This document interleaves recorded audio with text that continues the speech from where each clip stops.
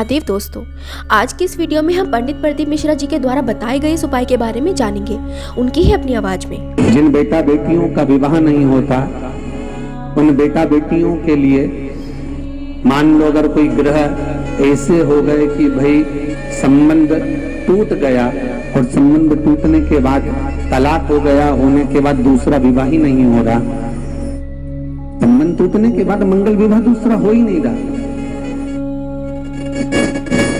तो प्रयास करिएगा।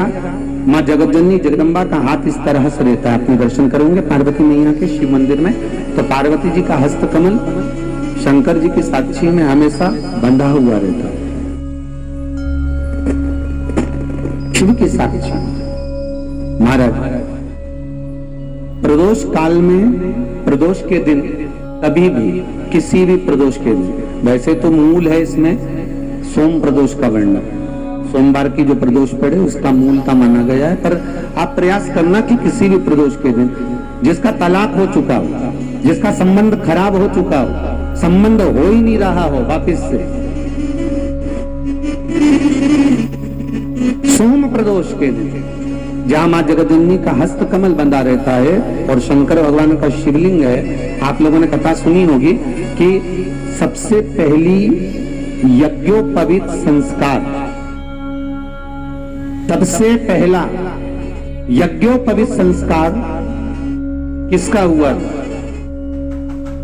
और किसने किया? महाराज सबसे पहला यज्ञोपवीत माता ललिता देवी ने भगवान शंकर को यज्ञोपवीत धारण करवाया।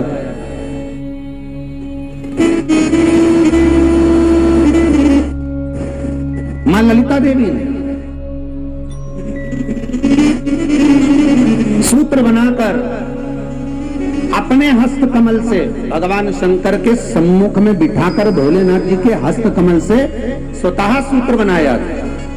भगवान शंकर प्रसन्न हो गए थे, बहुत प्रसन्न भोलेनाथ जी, इसलिए शंकर भगवान ने ललिता देवी को दो वर दिए थे, एक किसी का अश्रु नहीं देखूंगा, दूसरा जो यज्ञोपवीत समित समर्पित करेगा, यज्ञोपवीत का भाव जो मुझे देगा उसके जीवन में बाधाओं को हर लूंगा। इसलिए आज भी हिंदू धर्म में देवताओं को जो यज्ञोपवीत चढ़ाया जाता है वो उलझा हुआ नहीं होना चाहिए।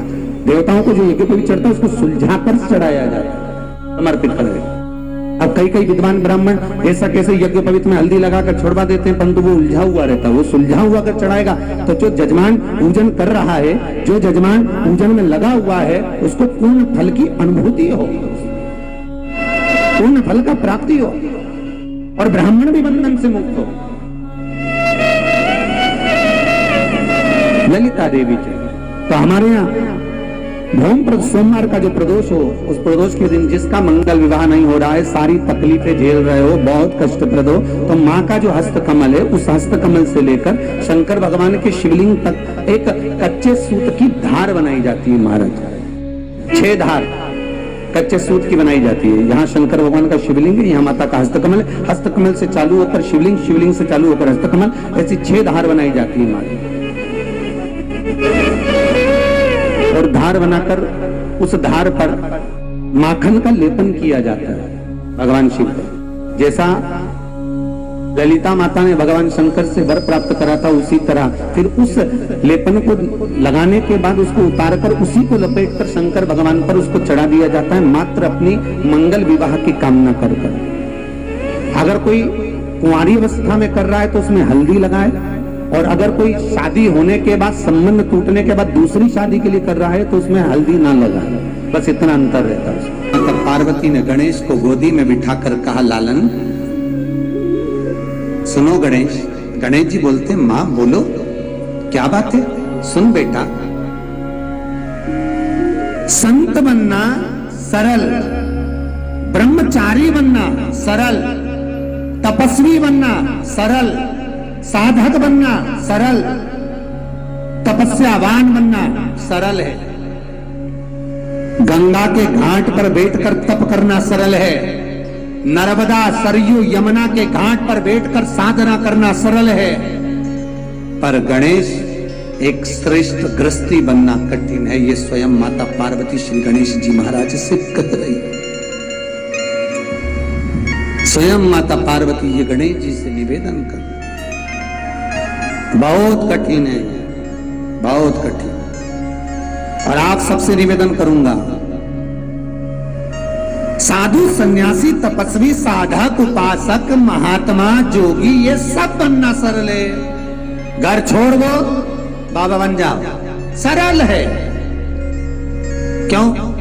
न घर में परिवार, न पत्नी, न बच्चे, न माता पिता, न भाई बंधु, न कुटुंब कबीला, कोई झंझट है ही नहीं। केवल गंगा के घाट पर ले लो, कोई आश्रम में ले लो, 2 रोटी खाने को मिलेगी, चकाचक जिंदगी जी लो, सरल।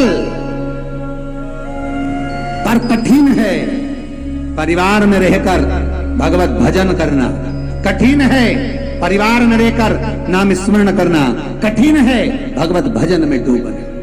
परिवार में रहकर जो भगवत भजन में डूबा, ये बहुत कठिन है, बहुत कठिन। संत तुकाराम की धर्म पत्नी ताने देती थी, नामदेव जी की धर्म पत्नी ताने देती थी। कितने शब्द मीराबाई के पति ताने देते थे, कितने शब्दों का संबोधन, कितनी बार ताने, कितनी बार अपशब्द, कितने बार शब्दों के बाण चलाए गए, कितनी बार कहा गया, कितनी बार संबोधन कहा गया। पर जो भाव चित्त वृत्ति जो परमात्मा में लगी हुई है, जो भाव चित्त वृत्ति परमात्मा में डूबी है, और अपनी बुद्धि को भगवान को समर्पित कर दे। बस परिवार में रहो, जो जग में रहूं तो ऐसे रहूं, जो जल में कमल का फूल रहे, मेरे अवगुण दोष समर्पित हो, करतार तुम्हारे चरणों में। भगवान को छोड़ कर रहो कि मेरा पूरा जीवन आपके लिए है। अब सौंप दिया इस जीवन का सब भार तुम्हारे हाथों, हे हार तुम्हारे हाथों में और जीत तुम्हारे हाथों में। माता पार्वती गणेश जी से समझा रही, गणेश जी को निवेदन कर रही हैं कि संसार में ब्रह्मचारी बनकर नहीं रहना, तुझे तपस्वी बनकर नहीं रहना, तुझे साधक बनकर नहीं रहना, तुझे साध्य बनकर नहीं रहना, तुझे तो केवल और केवल गृहस्थ आश्रम में रहकर भगवत भजन करना। माता पार्वती ने पुत्र की बुद्धि को ऐसा कर दिया कि तेरा विवाह होना जरूरी है। पर माता पार्वती के मुख से एक शब्द निकल गया, माता पार्वती के मुख से एक शब्द निकला, अब विवाह करूं तो करूं किससे, ये सोच रही है माता पार्वती। तो गणेश जी बोले, मां तू मेरे लिए कह रही कि विवाह किससे करूं? ऐसा कौन है जो अपनी बेटी मुझसे नहीं भी आएगा? पीछे से नंदी बोला, हाथी का मुंह लगा है और तोंद का ठिकाना नहीं है, कौन लड़की देगा? लड़का भी तो दिखने में अच्छा होना चाहिए, थोड़ा सुंदर नजर आए तो ब्याह हो जाए। गणेश जी बोले, हाँ ये भी बात तो पक्की है। गणेश जी भी नंदी से बोले, नंदी काका सुन लो, आज मेरी मैया ने कहा है मुझे ब्याह करना है और कोई मुझे लड़की नहीं देगा मेरा स्वरूप देखकर, तो मैं भी किसी की यहाँ शादी नहीं होने दूंगा। जब तक मेरी नहीं होगी मैं किसी की नहीं होने दूंगा। अब गणेश जी तो बड़े उपद्री, अब सारे देवताओं में इनको पद मिला है गणाधिपति गणेश का, मतलब प्रथम गिनती में यही आएंगे। सबके यहाँ देवताओं की पूजन होगी तो पहले इनको पूजा जाएगा। अब शादी में सबसे पहले नोते तो गणेश जी को ही नोते। अब ये शादी में जाके नोते तो बैठ तो गए चूहे के साथ में बढ़िया आराम से, पर इनकी यहाँ जैसी शादी की तैयारी हो, गणेश जी चूहों की टीम बुलवा के सारा अनाज खिलवा दे, बोरियों में छेकड़े पड़वा दे। अब लड़की के जितने कपड़े बने, लड़की तैयार होने के लिए जैसे ही जाए तो उसके कपड़ों में पूरे में छेद ही छेद मिल जाए। बचा कुचा था तो गणेश जी महाराज बैठे बैठे सारा काम ऐसा करे, शंकर जी के गले में जो सांप पड़े थे, जहां से दूल्हा शादी करने आ रहा था, जिस जनवासे में दूल्हा ठहरता था, उसमें सांप बिच्छू भर दे। अब जैसी सांप बिच्छू भरे तो दूल्हा तो भाग जाए। ना तो किसी के लड़के की शादी हो, ना किसी की लड़की की शादी हो, सब कुंवारे कुंवारे घूमे। अब सारे जगत के कुंवारे छोरा और छोरी घूमे तो माता ब्रह्माणी के पास में पहुंचे और ब्रह्माणी के पास जब इंद्रदेव जाकर पहुंचे तो इंद्राणी और इंद्रदेव ने कहा माँ ब्रह्माणी कुछ करिए। ब्रह्माणी बोले क्या करना है, तुमने सारे कुंवारे पैदा कर दी। भगवान माता सरस्वती बोले सबकी लेखनी लिखी, सबकी शादी होगी, सबकी लड़के सबकी लड़की, सबका शादी का ब्याह का लिखा है, फिर कुंवारे कैसे रह गए। तो के बाद वो एक ही विघ्न डाल रहा है, कौन, वो गणेश। उसकी शादी नहीं हो रही तो किसी की नहीं होने दे। या तो बच्चों के साथ वो कहे ना, बच्चे लोग खेलते हैं, हम तो खेलेंगे नहीं तो हम सारा खेल बिगाड़ देंगे सारे। ये बैट उठा के ले जाएंगे, बॉल ले जाएंगे, फुटबॉल उठा के ले जाएंगे, तो कैसे खेलोगे। और गणेश जी महाराज बोले बड़ी परेशान, देवताओं बड़े परेशान।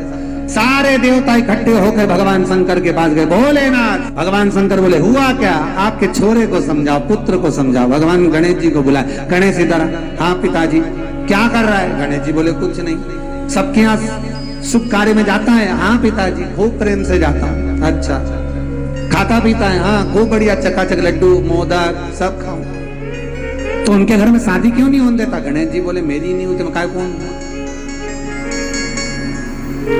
शंकर भगवान बोले बेटा ऐसा कोई होता है कि तुम्हारी शादी नहीं होगी जब तक तुम किसी की बारात में नाचोगे ही नहीं। नहीं नहीं, हम तो बस पिताजी। इतने में पार्वती जी बोली सही तो कह रहा है, पहले उसी की तो होना चाहिए। सबके यहाँ शादी में सबसे पहले वो ही जाए, उसी की नहीं हो तो कितना बुरा लगे ना।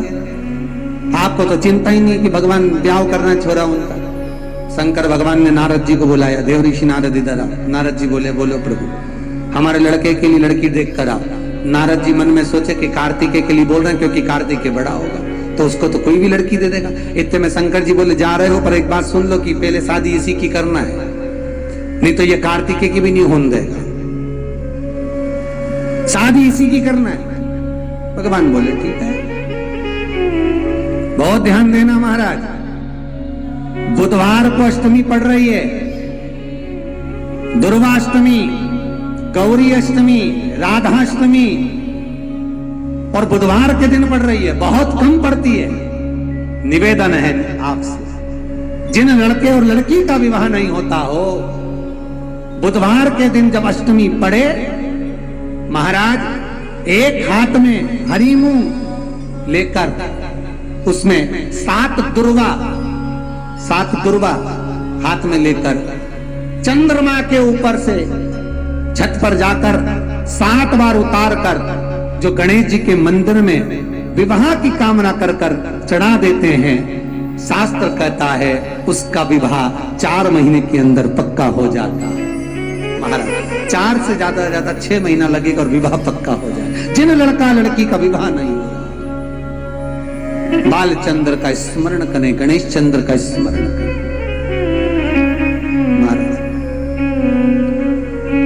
भगवान देवर्षि नारद चले, माता कंचना तप में लीन है और उनकी तप साधना से, उनके तेज पुंज से 2 कन्याओं ने जन्म लिया। जैसे भगवान गणेश जी महाराज माता पार्वती के शरीर के उपटन से प्रकट हुए हैं, माता कंचना के शरीर के भाग से 2 देवियां प्रकट हुई, एक रिद्धि दूसरी सिद्धि। क्यों प्रकट करा इनको? इनको प्रकट करने का कारण क्या था?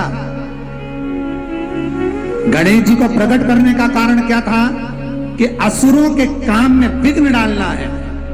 पर गणेश जी क्या कर रहे हैं? असुरों के काम में तो विघ्न डाला, पर इनकी शादी नहीं हुई तो ये देवताओं के काम में भी विघ्न डालने लगे, ब्याह नहीं होने दे। तो माता कंचना देवी से स्वयं विश्वकर्मा जी ने निवेदन करा, हे कंचना तुम्हारे शरीर से 2 देवियां प्रकट करो और गणेश जी की सेवा में भेज दो। गणेश जी को जिस घर में लोग विवाह शादी में बुलाएंगे, वहां पर तुम्हारी दोनों बेटियां गणेश जी की सेवा में जाएंगी। हर शादी में तुम्हारी 2 बेटियों को भेज देना, रिद्धि और सिद्धि को। तो इन रिद्धि सिद्धि को क्यों भेजना?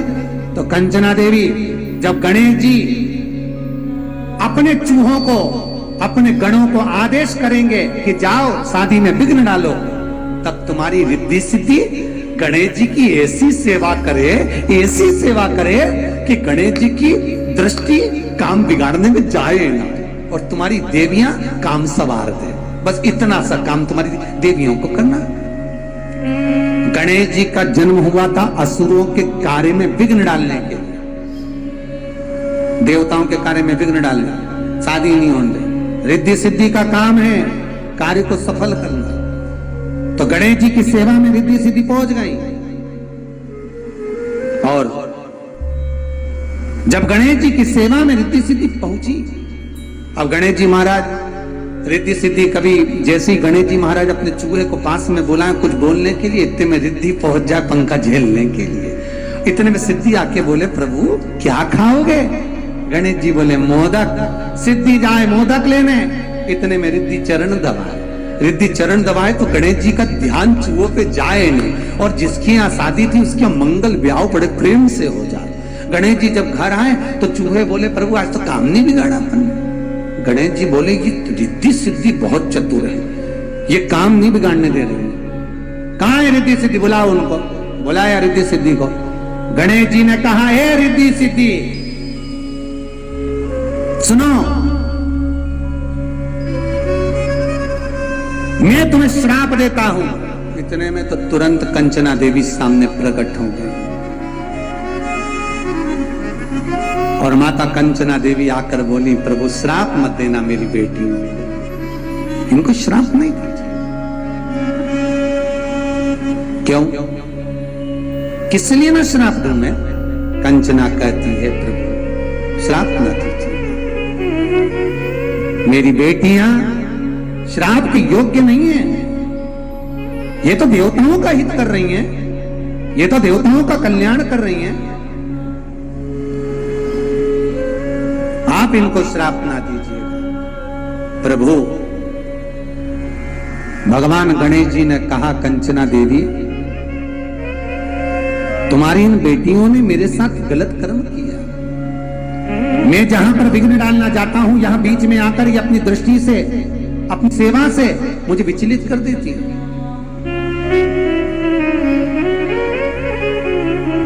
प्रभु क्षमा करना, अब ये आपको कभी कष्ट नहीं देंगे, ये तो जगत के कल्याण के लिए सेवा करने आई थी, आप बोलते हो अब नहीं आई। ठीक है, कंचना देवी रिद्धि सिद्धि को लेकर चली गई। गणेश जी जब घर पहुंचे, मां जगत जननी पार्वती ने शंकर जी से कहा विवाह करना है गणेश का। देवर्षि नारद गए, सीधे पहुंच गए प्रजापति विश्वरूप विश्वकर्मा के पास में। महाराज आप मौन बैठे हो, क्या बात है? विश्वरूप विश्वकर्मा जी बोले बेटी को ब्याह करना है, कोई लड़का बताओ। देवर्षि नारद बोले कैसा लड़का चाहिए? जो बैठे तो लगे कि जमाई बैठा है। ओ हो, भगवान बोले बिल्कुल ऐसा ही है, एक बार बैठ गया तो उठता ही नहीं है 10 दिन तक। ठीक है, मेरी बेटी को मीठे का शौक है, भोजन वो बनाए, उसकी नाक ऐसी हो सूंघ कर आ जाए। ठीक है, भगवान श्री गणेश जी महाराज से विवाह पक्का किया। भगवान गणेश जी की मंगल बारात कंचना देवी के दरवाजे पर, प्रजापति विश्वरूप विश्वकर्मा के द्वार पर भगवान गणेश जी की बारात जा रही है। आप सभी को ये भादों के महीने में भगवान गणेश जी के जन्म उत्सव के साथ साथ भगवान गणेश जी की मंगल विवाह की बहुत बहुत बधाई। सभी के घर में आज रिद्धि सिद्धि प्रवेश कर जाए। आप सबके घर में बुद्धि के देव गणेश जी के साथ इतनी रिद्धि सिद्धि आए, सीख दोगे ना तो वो स्वीकार नहीं करता। अश्वत्थामा ने रात के समय उल्लू को देख लिया था और उल्लू ने कौवे के बच्चे को मार दिया था, तो अश्वत्थामा ने रात्रि को सोते हुए पांडवों के पुत्र को मार दिया। केवल उल्लू को देखकर उसे ज्ञान आ गया था कि रात को उल्लू कौवे के बच्चे को मार रहा है, तो अश्वत्थामा पांडवों के पुत्र को मारने पहुंच गया था। विचार करिए जरा, इतना बड़ा विद्वान अश्वत्थामा जिनकी विद्वत्ता की कई कई कई लीलाएं हैं, और वो अश्वत्थामा एक उल्लू को देखकर बुद्धि बिगाड़ लेता है। एक उल्लू को देख,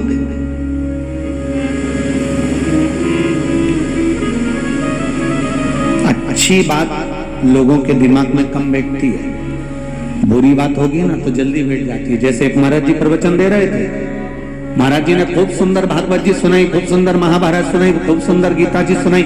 महाभारत जैसी भागवत जी सुनाने के बाद महाराज जी ने सोचा चलो गांव में घूम के आता हूँ, पटेल साहब के यहाँ जाता हूँ, थोड़ा पटेल साहब अपने को कोई धन दक्षिणा ज्यादा दे देंगे। पटेल साहब के यहाँ पहुंच गए, पटेल साहब से कहा क्यों पटेल साहब कथा कैसी लगी? पटेल साहब बोले महाराज तूने कथा तो बहुत जोरदार सुनाई, एक बात तो है महाराज कथा बहुत जोरदार सुनाई, पर यही कथा तू पहले सुना देता ना तो मेरी तो जिंदगी बन जाती। तो इतने में गुरुजी ने पूछा, महाराज जी ने पूछा वो कैसे? तो इतने पटेल साहब बोले अरे जैसे वो पांडव जुआ में हार रहे थे और उनने द्रौपदी को जुए में लगा दिया था, एक बार मैं भी चौराहे पे बैठ के जुआ खेल लिया था, नहीं मैं भी हार रहा था, मुझे क्या मालूम था, नहीं तो मैं पटलन के लगा ही देता, मैं भी पटलन के लगा देता। इतने में अंदर से पटलन घूंघट करके आई और पटलन ने आवाज देकर बोला गुरुजी कथा तुमने बहुत जोरदार सुनाई, पर यही कथा मैं अगर पहले सुन लेती ना तो इस एक के चक्कर में पड़ती नहीं, 5 ही करके लेके आती, एक के चक्कर में थोड़ा पड़ती। महाराज जी ने सोचा चुपचाप निकल लो, महाभारत यहीं चालू हो गई है, अब नहीं पूछना कि कथा कैसी चल रही है, अब तो अपने को निकलना। कथा में से अच्छाई ढूंढने का प्रयास करें, बुराई नहीं। कथा में से कुछ अच्छा ग्रहण करने का प्रयास करें, बुरा नहीं। कथा में से हमको भगवान की अविरल भक्ति रूपी विश्वास को ढूंढने का प्रयास करना। राजा नर स्वयं कर रहे हैं, पिताजी ये संपूर्ण ब्रह्मांड संपूर्ण सृष्टि परमात्मा की, और पिताजी मानने को तैयार नहीं। अच्छा समझाओ किसी को तो कहां समझता,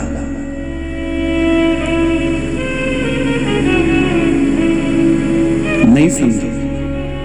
और अनर्थ के पिताजी ने कह दिया राजा अनर्थ मैं तुझे श्राप देता हूं, मेरी जायदाद में से तुझे एक टुकड़ा जमीन का नहीं मिलेगा, और पूरी जमीन पर पृथ्वी पर अगर तू कहीं पर भी रहेगा तो जलकर भस्म हो जाएगा। अब तुझे जहां जाना हो चले जा।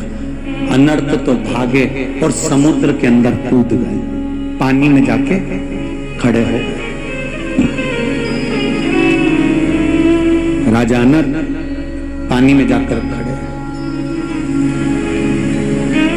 अब राजा अनर्थ जब पानी में खड़े, क्योंकि पिता ने कहा था पृथ्वी पर कहीं पर रहेगा तो जलकर भस्म हो जाएगा, तो पानी में कूद गए। पानी में कूदने के बाद उन्होंने भगवान की भक्ति को धारण करा, भगवान का द्वादश अक्षर मंत्र उच्चारण करना प्रारंभ करा। ओम नमो भगवते वासुदेवाय, ओम नमो भगवते वासुदेवाय। कहीं पंचाक्षर मंत्र नमः शिवाय नमः शिवाय नमः शिवाय नमः शिवाय, कहीं षडाक्षर मंत्र ओम नमः शिवाय ओम नमः शिवाय ओम नमः शिवाय उच्चारण करना प्रारंभ करा। राजा अनर्थ ने जैसे जैसे भगवान के नाम का उच्चारण करना प्रारंभ करा, उच्चारण करते करते करते करते करते करते वो उच्चारण का जो शब्द था वो परमात्मा तक पहुंचा।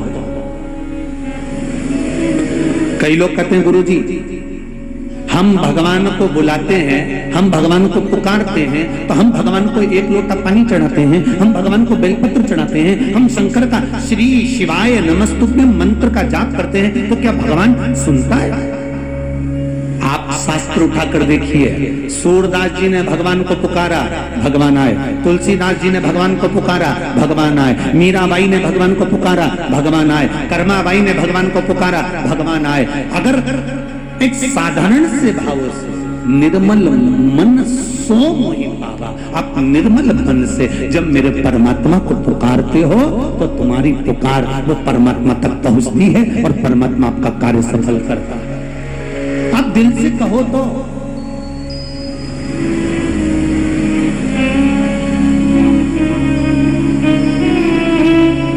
आप दिल से भगवान को पुकारो तो जब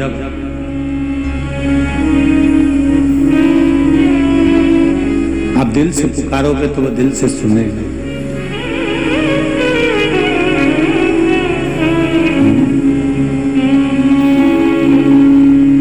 अरे भाई भोले से दिल क्यों लगाया है, ये मैं जानूं या वो